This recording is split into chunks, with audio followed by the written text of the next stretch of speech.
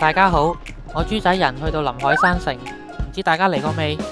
我就幾中意臨海山城嘅步行徑，可以去到各個座數。呢啲叫咩？兩個字，規劃。上面俾人散步，下面就係車道。簡單講就係人車分路，保持園內空氣絕冇污染，住起嚟更舒服。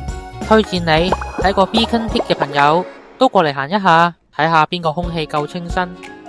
今次經理俾咗乜任務我呢？叫我介紹下臨海山城嘅屋仔。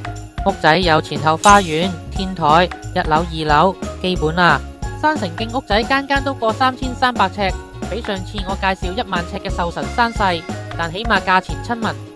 經過花園大門入去玄關，呢個價錢都有 lift 去到各個樓層，幾好。除咗搭 lift，都有條路梯俾你行。住屋仔嘅好，養成良好習慣就係做好多運動，行樓梯。如果你有種美德叫百忍成金，做嘢等得有耐性，都可以坐 lift。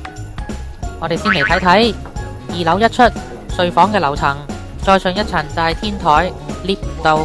參觀第一間套房，有露台，景觀有樹有山，仲有超大洗手間、浴室。我除咗係一個樓盤介紹員，仲係一個專業嘅樓盤攝影師。紅磡、黃埔、九龍塘同何文田想換樓嘅朋友，放盤就揾我，專業幫你影靚個單位，知名度、觀感度全部升級，幫你快啲吸客，快啲成交。講返個單位先，我嚟到嗰陣啱啱下晝5點，太陽落到山邊。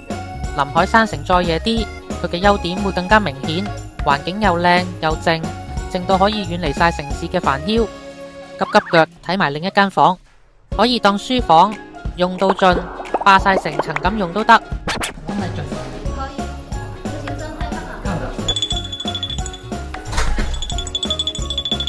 而家帶大家上天台，360度咁睇一轉，有來去水，有電，可以放洗衣機或者燒烤爐。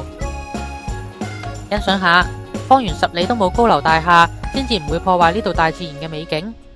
如果你問我臨海山城最靚景觀，可以約我參觀埋隔籬臨海徑嘅2號屋睇下。單位內杯杯碟碟，床同梳化都放好晒，依家可以坐低慢慢研究下，睇下臨海山城啱唔啱你。